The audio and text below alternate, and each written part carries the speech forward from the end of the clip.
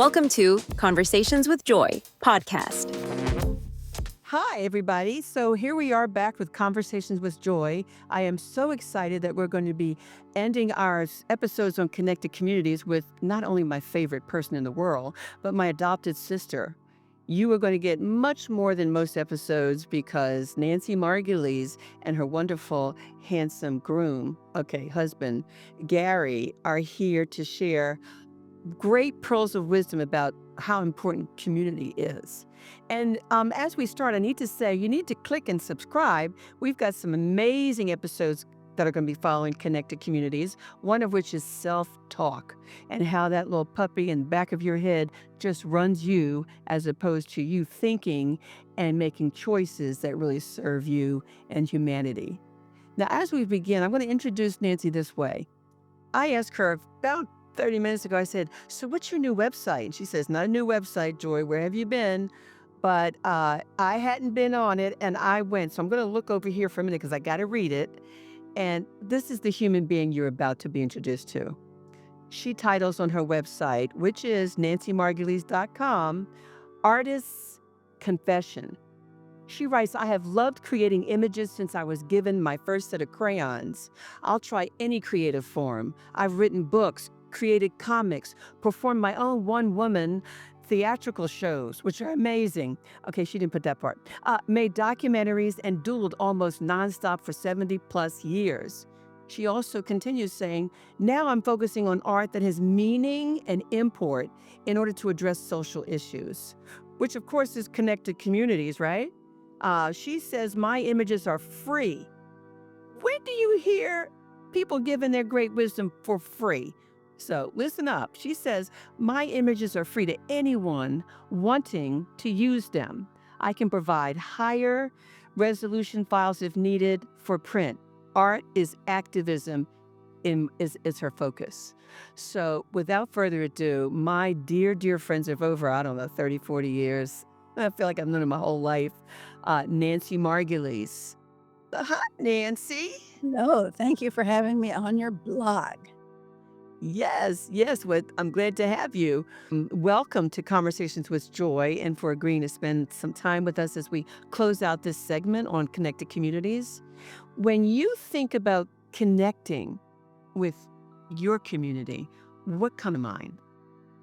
Well, when you say your community, I realize I have more than one. I have more than two.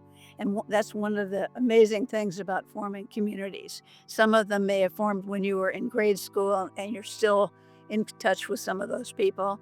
Others may be very recent. And my very recent community experience was that I got a diagnosis of Parkinson's disease. And that's a pretty serious diagnosis. And when you get something that serious that you're told there's really no cure, the tendency is to want to just withdraw and go hide somewhere and feel sorry for myself. However, the power of community is particularly useful at a time like that. I found a group of people who actually do boxing. They don't hit each other, but they do shadow boxing. And they do that to get exercise and so on, and to feel pretty tough. And they say, we're going to fight back against this disease. And we're not. And so that group of people who I met for the first time not long ago have become a very close-knit community. We share all sorts of things. I mean, how many times could you meet someone and within a minute of meeting them be discussing constipation? Not likely. But if you have Parkinson's, you have questions about and comments about that particular bodily function. Yes. You're choking me up, girl. Okay, go ahead. So that's one community that formed around a shared experience, and it's fun, but it's also informative. We learn from each other, and even if I'm not in the presence of those people at any given moment, I'm with them or with me, and so that's one. I love that. Thank you. The other thing that came to mind about community right away comes from the Jewish Kabbalistic tradition, which says that the world needs to be healed. And to heal the world, there's very simple instructions. We have to come together We have to acknowledge and realize we have a spark of the divine. We are a spark of the divine. We have amazing capacity because of that. If we take our soul, our divinity, however you want to think of it, and we bring it to others, and we all gather together and we share this experience, and we share what we're learning, and we share it from the level of our deepest spiritual selves. So I'm going to do a little experiment here and see if you can see this. Yes, can see it really well. Mm-hmm. So the Yes. point here is that each of these people, which I've drawn with embroidery thread, each one of them has a spark of the divine, which is represented by the yellow and gold. If they come together, each offering the best they have, their divinity, that's when the community really becomes powerful. And that's when the community acts. Well, I love your story and what you're going through, what you're living through. So many of us are living through different aches and pains and suffering. And the thing we talked earlier about is we've had a really great journey so far, and we're going to keep doing it. And the way that we do that is being in community and not shutting ourselves off, but sharing what's going on with you. And may I be of help? What can I do? I can listen to you, or I can joke with you, or, you have that community of dancing, which if it was only like not 8 o'clock at night, I would join Zumba dancing 3 times a week. That's another thing that another community that she has. But let's switch to Gary for a minute because I want to hear the man behind the woman, what he has contributed, and what he sees you as having contributed to your community there in Montero. Hey, Gary. Hi, Joy. Well, so um, we live in a small town. It's only 1,500 households. Um, they don't deliver mail to our houses. We have to go to the post office to get the mail, but you get the gossip along with the mail. So you see your neighbors, and it's a social event. Um, and I've lived here 49 years in this house. And the first 10 years, I just kind of came home to sleep. I had uh, a full day in San Francisco working, and I wasn't looking for anything to stimulate me here. Um, then we started to have severe water problems in the community, and we had a private water company that was kind of a robber baron. They just took, but they didn't put anything back in.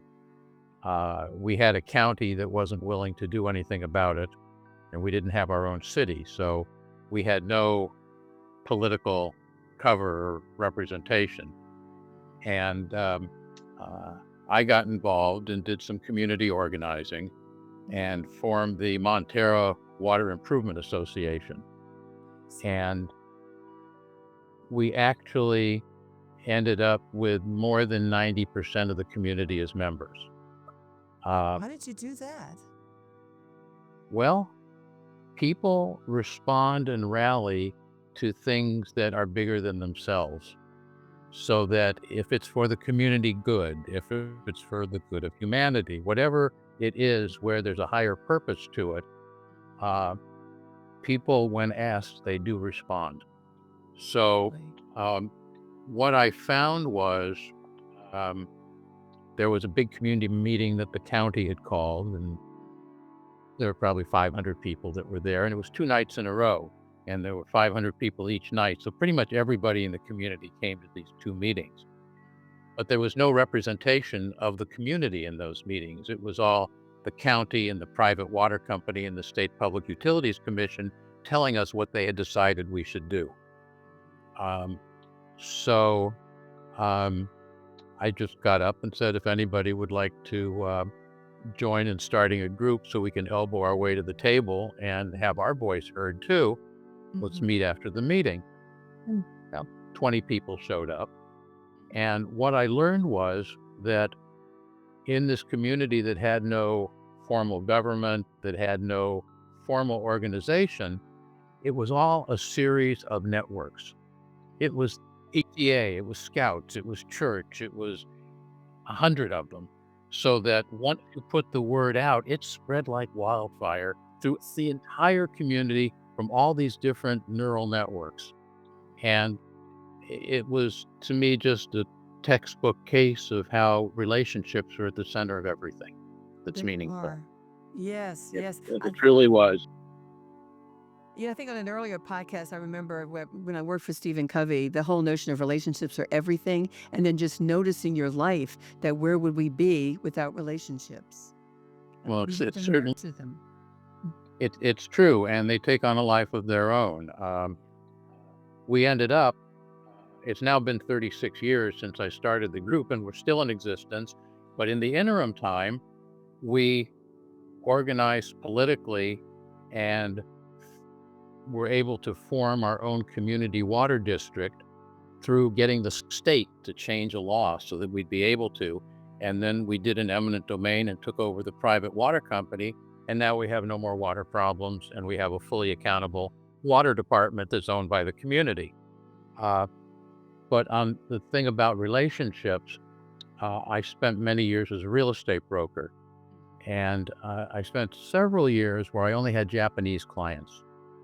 And I remember saying to one of my clients, who I sold a golf course to, um, I said, if I brought you a real estate deal that was okay, and somebody else who you didn't know brought you one that was a much better deal, which one would you buy? And he said, well, yours. I said, but the other guy's got a better deal for you. And he said, yeah, but I don't know him. And that taught me the importance of relationships from a multinational platform, that it was key. It was central to everything. It was more important than the numbers. It was more important than anything at all. I And love it. it indeed, my experience of working with those clients, unlike American clients who would try to uh, either negotiate you out of your commission or screw you out of it up until the very last moment, uh, with the Japanese, uh, not only did they expect you to be willing to fall on the sword for them, they would fall on the sword for you so that they would defend you. And it was one where there was really a bond that was built on a mutual trust. And Uh, that can survive, that makes everything possible. yeah, the whole notion of trust is so essential, foundational, actually. And I think through all our podcasts, we talk about the value of first being trustworthy in your neighborhoods, in the work that you do with your families as a leader. And then others will find you trustworthy and they will, trust you. And it's like mutual. It's like this ongoing loop of, I can believe what you're saying. You're reliable. You keep your word, etc. And Garrett, I love about your conversation with me and Nancy about the technical aspects and how you went from, you know, I wasn't thinking about the no water at all to getting engaged and getting people rallied around something that was mutually beneficial and to be able to have an outcome so successful in your small community. I would like to switch back to Nancy now also for a little bit more about why is it she does so much for Katrina victims? If you remember the horrible flood that happened, I don't even know the year, I'm sure she'll tell us, but I was always marveling at the way that Nancy and her family rallied beyond their community, like where their houses sit, but rather reaching out way beyond their state even to be concerned about other humans. So Nancy, can take us a little walk around that aspect? Yes, so I might as well hold up another image here. Mm-hmm. Perfect.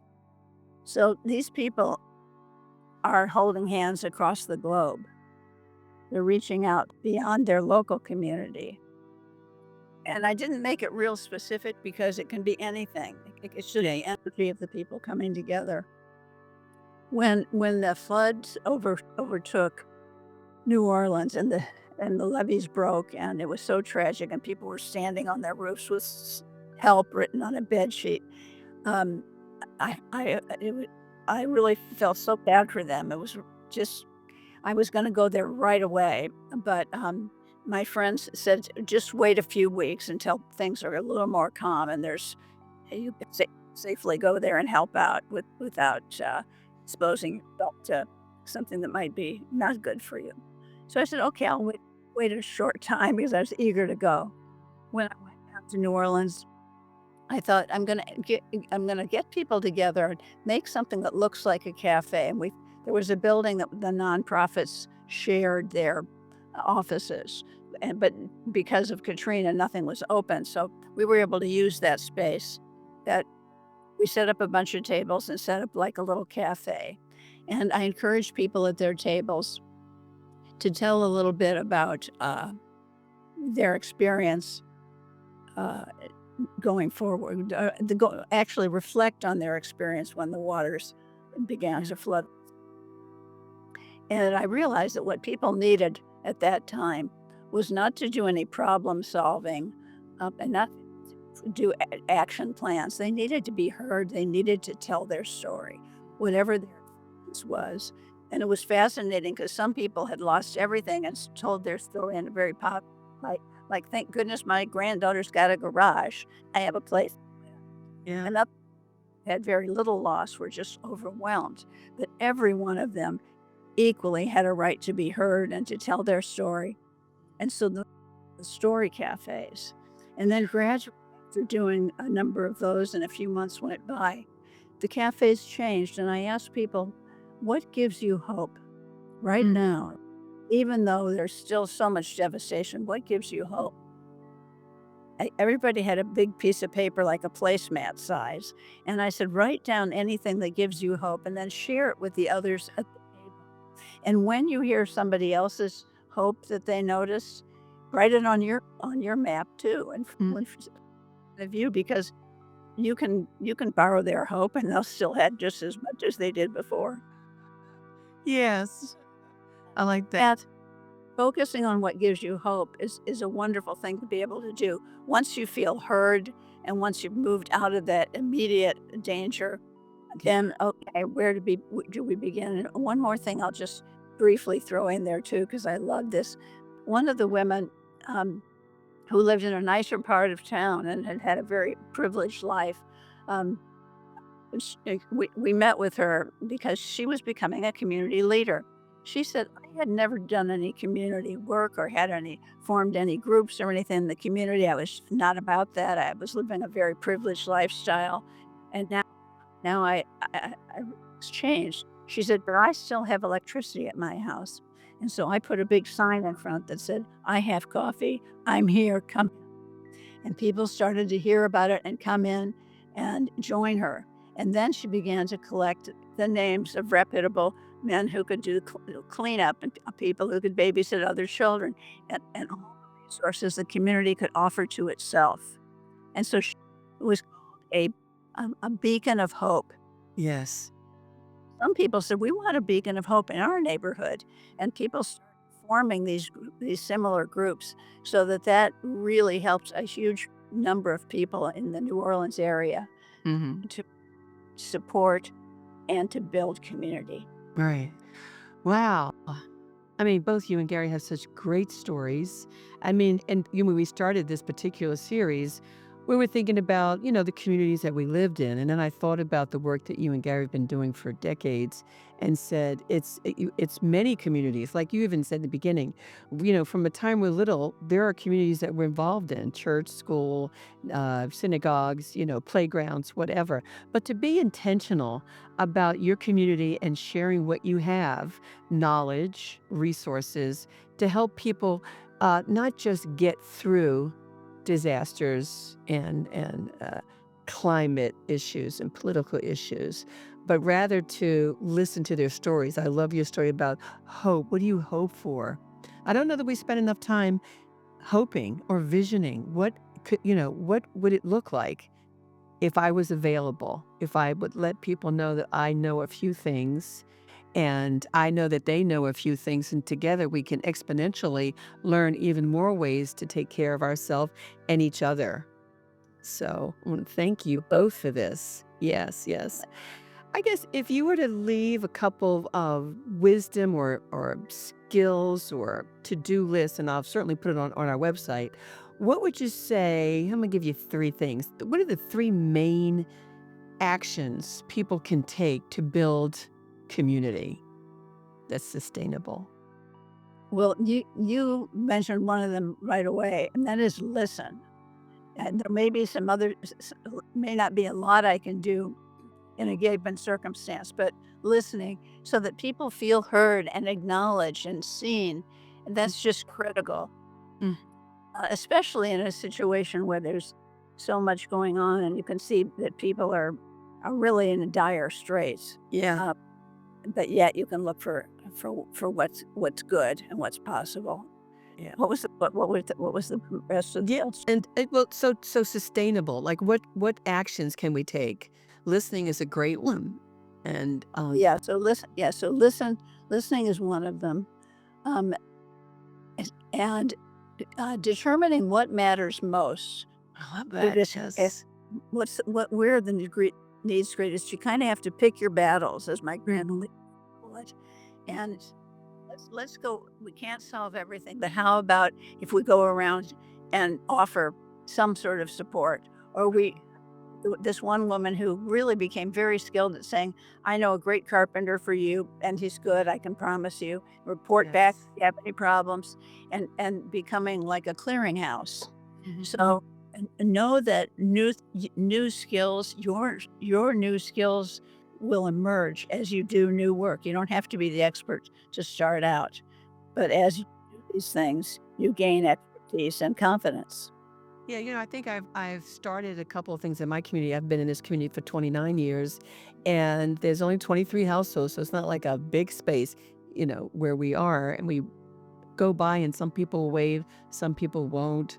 But started a list of who's my plumber, who does our lawn. We can get better pricing if we do things together as well. And sharing what you know, and also grief. Many people know I'm a grief counselor. I don't charge because no one gets out alive, people, and people just want to be heard and they want to vent or they want to talk about their lives. Just be available. I think when you said listening probably is the number one thing, to be a container in your community that holds the energy, so that people can have a place and a space to say what's so for them, and letting people know here's some resources that we have in our community as well. Yes. So thanks, Nancy. I'd like to switch to Gary before we close because I know he's got many, many, many ideas. So, Gary, take us away. So, what are some three things you think we could do, think about, or take action on as we think about connected communities? Okay, so I have two short stories Yeah, that'll address I that love a story. little bit. Yes. Okay. So the first one, I would say follow your bliss. Um, be in touch with what's important to you, and you can't go far wrong. So I have a friend who got an MBA from a well-known Eastern school, and he was working as an investment banker kind of thing, and he was bored stiff. And he started to try to figure out what did he really want to be doing. And what he came up with was he wanted to distribute vaccines to the poorest places on earth that he could find, places that had no health care whatsoever. And he actually identified northern Mozambique as being the most deprived place on earth that he could find. So he went to northern Mozambique, and there was nothing there. And uh, he went, after exploring around, he went to the health ministry and said, "I'd like to set up a vaccination program, but you don't even have a clinic in these villages up in the north part of the country." And they said, "Well, we can't. There's absolutely no infrastructure. There's no energy. There's nothing to support a clinic." So Greg said, "Well, if I bring gas to that area, will you build a clinic?" And they said yes. So he figures out how to bring gas to that part of the world. And he starts building a pipeline. And what he found was that every little village that the pipeline went through, those people wanted in on it too. And by the time he got to his destination, he was the largest seller of gas in the country. And he had a thriving business, which he used 100% of the profits from to support a vaccination program. So he ended up just where he was going to. And it's kind of like there's a lot of reasons for starting a business. Making money might be one of them. But even if it is it for the sake of making money, or is it to accomplish your original higher purpose that you set out for? So that would be one answer to your question. Gary, I've never heard that story. I've known you for decades. My God, I love it. I can just. And you know what? He never went back to investment banking. And now he works for a company that just makes medical instruments for third world countries that's supported by the Gates Foundation. So he stayed on purpose for the last 30 years. Um, Wow. the second thing I wanted to say is that relationships are not bounded by time or space. That's right. They exist in their own special place. So a number of years ago, someone who I went to school with since kindergarten sent me a picture of our third grade class. And on the back of the picture was the names of every student that was on the picture. So I had the names of 30 kids. And I just started looking for them. And I found 22 of the 30. I mean, phone numbers, email addresses, and I called them all. And what I learned was there was really two classes. There were 60 of us. So I ended up getting about 35 of the 60. And I called everybody. And the one thing that was remarkable is I hadn't talked to some of these kids in 60 years. Right? I mean, 60 years. A lot of them moved away after grammar school or during grammar school. But we were buddies in kindergarten and first grade and second grade. And that endures through all time and space, so that I was able to start a conversation with someone. And after a couple of minutes, it was like it was weeks or months that had passed, not decades. And we just fell right back into whatever it was that had connected us originally. And one of the things that was a universal was every one of them said, let's have a reunion. Okay. Now, most every one of them said, I've never been to a high school reunion. Like in 50 years, I've never gone to a high school reunion, but I would go to a third grade reunion in a flash. And I thought that was fascinating. It's like we were just out of our homes. We were open. This was our extended family. We're too screwed up by the time we're in high school, and there's too much baggage going on and too many other things happening. And the second thing that happened was I got really lucky because our third grade teacher was everybody's favorite teacher. And I was able to find her. And she was in her late 80s and clear as a bell. And she actually, I called her and we talked for like 3 hours. And she wanted to know about every one of those students. And she actually remembered a lot of us. And I said, well, how is that possible? She said, well, you were my first teaching assignment out of college. You know, I was only 22 when I was your teacher. You know, you were 8 and I was 22, you know. Now it's different. So she actually hosted one of our reunions and came to all of them. And it was phenomenal. I mean, Nancy said to me, you know, you ought to call those kids back and say, when you're coming to the reunion, since Miss Deppner was your favorite teacher, bring a story of how she changed your life, what difference she made in your life. Everybody had a story about her, and it just blew her away. She had no idea, really, the kind of impact that she had had on every single student that was in her class.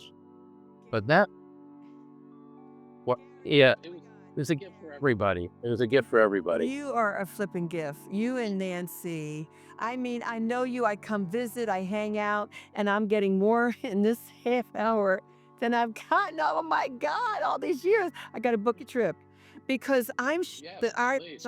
our listeners are going to go goo goo for this because they're going to go, what? This is possible? I can like put some time away and follow up and find people like care about people that were a part of your formative years. I mean, I'm blown away. Honestly, I thought it couldn't get better than the first story, but good Lord. And I'm sure you have a lot more stories. So I'm gonna put you and Nancy back on the hook for subsequent episodes because storytelling is priceless. It doesn't cost us anything. And I think the junk Oh, you haven't gotten my bill yet. I know.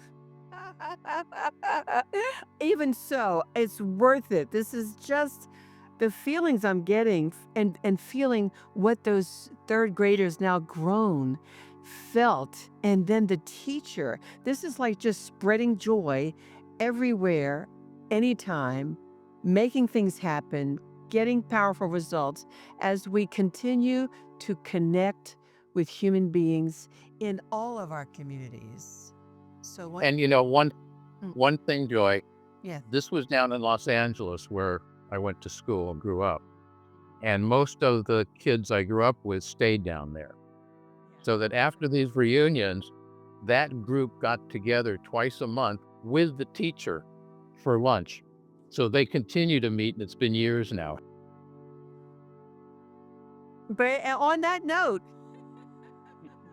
I cannot thank both of you enough. My intuition said call Nancy, call Gary. They're amazing. I know them. There was no script here. You know, I just said, let's just talk about connected communities, and you've blown me away. I know you're blowing the audience away, and I look forward to future episodes with both of you. Speaking of connection, how might we connect with you? One of the ways is people know that they can go to the website carverassociates.com where we have space for questions and comments and where we'll also drop off some PDFs, some files, some lists, etc. So Gary, how can we get in touch with you? Um, They can get in touch with you through I if like you want. Yeah. no, it could be just uh, I was gonna say Half Moon Bay Oceanfront at gmail.com. And 3 stories are included with every beach rental. Yes, yes, yes. And Nancy, how can we get in touch with you? So my email is nancycreates@gmail.com. And that's the best way to get in touch with me. Yes, and I'll also put your wonderful website, nancymargulies.com, with the beautiful artwork and stories about your life so everyone can have access to those. And I want everyone to know, we've had these episodes, and we'll just do a quick summary about the first 4 episodes in June were about radical forgiveness and grief. We had several guests on those episodes. We're getting a lot of traffic for those. And then this is the last in its series on connected communities. Upcoming, I think you're going to love the episodes on self-talk. And know that we are organic. There's no plan and script to sell you anything other than to give you what we have, giving you the best that okay, I do try to sing once in a while, but I want you to click, you like it. I want you to subscribe and remember, follow your dreams. Dreaming is important, and it's important to put actions with your dreams. So this is one place we want you to think of as home. Call home. Thank you for everybody for watching. Mwah.